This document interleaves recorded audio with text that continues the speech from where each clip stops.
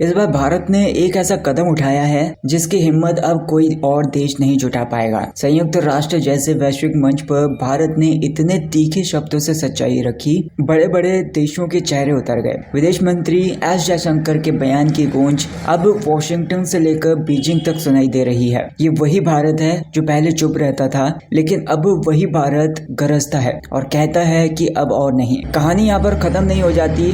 जहां एक ओर यूएन को भारत की सख्त चेतावनी सुनाई दी, वहीं दूसरी ओर अमेरिका से आई खबर जिसने पूरी अंतर्राष्ट्रीय राजनीति को हिला के रख दिया। अमेरिका के 19 सांसदों ने अपने ही राष्ट्रपति डोनाल्ड ट्रंप को पत्र लिखकर भारत से टकराव न करने की सलाह दी है। सोचिए, जब दुनिया के सबसे शक्तिशाली पद पर बैठा पर्सन अपने ही सांसदों से चेतावनी सुने तो मामला कितना गंभीर होगा। लेकिन दोस्तों, आगे बढ़ने से पहले रुकिए जरा। अगर आप भी भारत की इस नई बुलंद आवाज पर गर्व महसूस करते हैं तो इस वीडियो को लाइक कर देना, चैनल को सब्सक्राइब कर देना। इसी तरह की नई अपडेट्स आपको इस चैनल पर देखने के लिए मिल जाएंगे। तो अब बात करते हैं उस विवाद की जड़ की। यूएन का नया निर्देश। संयुक्त राष्ट्र की एक एजेंसी ने हाल ही में प्रस्ताव रखा कि भारत में रह रहे अवैध प्रवासियों को शरणार्थी कार्ड दिया जाएगा, जिससे उन्हें भारत में कानून के रूप से रहने और काम करने की अनुमति मिल सके।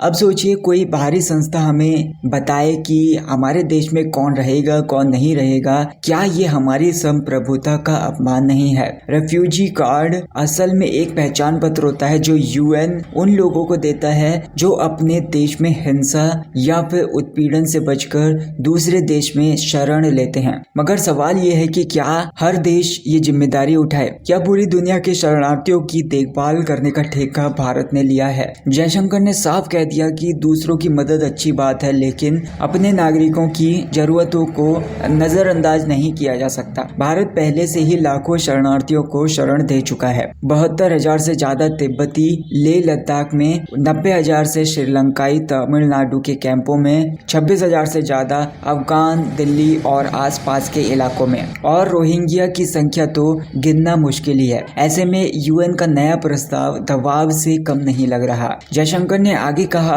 कि भारत की जनसंख्या पहले से ही 146 करोड़ पार कर चुकी है और हमारे संसाधन सीमित हैं। पहले हमें अपने नागरिकों की जिम्मेदारी निभानी है, न कि पूरी दुनिया के शरणार्थियों की। अब इसी विषय पर सुप्रीम कोर्ट ने भी यूएन को दो टूक जवाब दिया। जस्टिस सूर्यकांत ने यह कहा कि भारत ने 1951 की शरणार्थी संधि और 1967 के प्रोटोकॉल पर हस्ताक्षर नहीं किए हैं। इसका मतलब यह है कि यूएन का कोई भी शरणार्थी कार्ड भारत में कानूनी रूप से मान्य नहीं है। भारत एक स्वतंत्र राष्ट्र है और यहाँ वही कानून लागू होगा जो संविधान कहेगा, कोई बाहरी ताकत नहीं। जयशंकर ने आगे कहा कि अमेरिका, ब्रिटेन और चीन जैसे देश खुद शरणार्थियों को अपने बॉर्डर से बाहर रखते हैं और हमें इंसानियत का पाठ पढ़ाते हैं। चीन तो अपने बॉर्डर पर आने वालों को सीधे बाहर धकेल देता है, तो क्या इंसानियत का बोझ केवल भारत पर है? अब ये सुनकर संयुक्त राष्ट्र में सन्नाटा छा गया। भारत ने साफ कर दिया कि अब हमें कोई नैतिकता का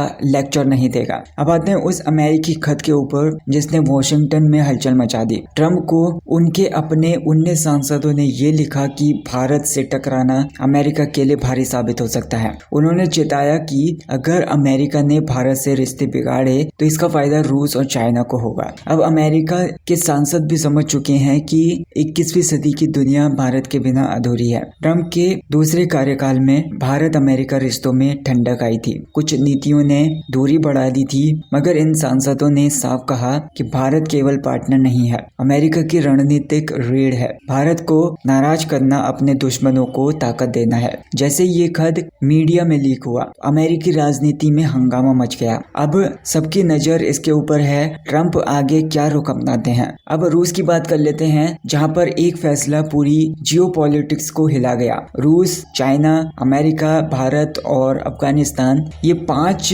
देश एक साथ बैठे अफगानिस्तान के भविष्य पर चर्चा के लिए। मीटिंग के बाद जो बयान जारी हुआ उसके ऊपर भारत ने भी हस्ताक्षर किए। उस बयान में साफ लिखा था कि किसी भी बाहरी देश की सैन्य गतिविधि इस क्षेत्र की शांति के लिए खतरा है। यानी कि भारत, पाकिस्तान, चीन, रूस, अफगानिस्तान सभी ने मिलकर ये कहा कि कोई भी विदेशी ताकत अब यहाँ पर सैन्य अड्डा या फिर इंफ्रास्ट्रक्चर नहीं बनाएगी। भारत और पाकिस्तान भूटान का मुद्दा किसी मुद्दे पर एक राय होना अपने में बड़ा संकेत है। दक्षिण एशिया अब अपने फैसले खुद लेना चाहता है, किसी वॉशिंगटन या फिर बीजिंग की इजाजत से नहीं। अब आती है उस सबसे बड़ी खबर, भारत ने अपने पुराने दोस्त रूस की एक अहम मांग ठुकरा दी। रूस चाहता है कि भारत तेल के बदले भुगतान चीनी करेंसी युआन में करे, पर भारत ने साफ इनकार कर दिया। अब कारण साफ था कि चीन की मुद्रा में व्यापार करने से भारत की अर्थव्यवस्था कमजोर होगी और चीन की मजबूत होगी, और ऐसा भारत किसी भी कीमत पर नहीं करना चाहता।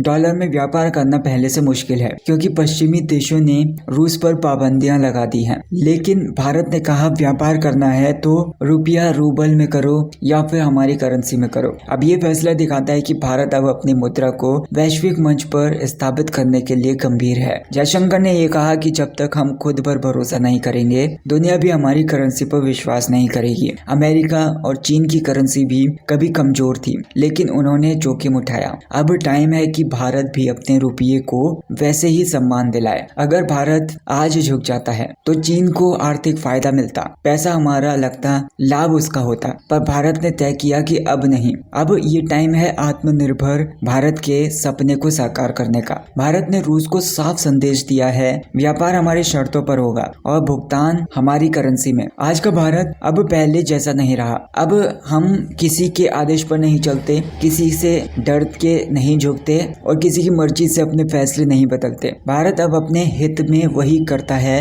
जो सही है, चाहे मामला यूएन का हो, अमेरिका का हो, रूस का हो या फिर किसी और ताकत का। जयशंकर का यूएन में दिया गया बयान केवल एक भाषण नहीं था, ये पूरी दुनिया के लिए संदेश था कि भारत अब किसी का मोहरा नहीं है बल्कि खुद एक शक्ति है। जब सुप्रीम कोर्ट ने यूएन को 2-2 कहा कि उनके कार्ड हमारे संविधान से ऊपर नहीं है, तब दुनिया समझ गई कि भारत अब किसी बाहरी नीति को अपनी जमीन पर नहीं चलने देगा। और जब अमेरिकी सांसदों ने अपने ही राष्ट्रपति को लिखा कि भारत से पंगा मत लो, तब दुनिया ने मान लिया कि भारत अब वैश्विक राजनीति का केंद्र बन चुका है। रूस को ना कहना कमजोरी नहीं है बल्कि आत्मनिर्भरता की मिसाल है। भारत अब कहता है कि हमें किसी भी करेंसी पर नहीं बल्कि अपनी करेंसी पर भरोसा है।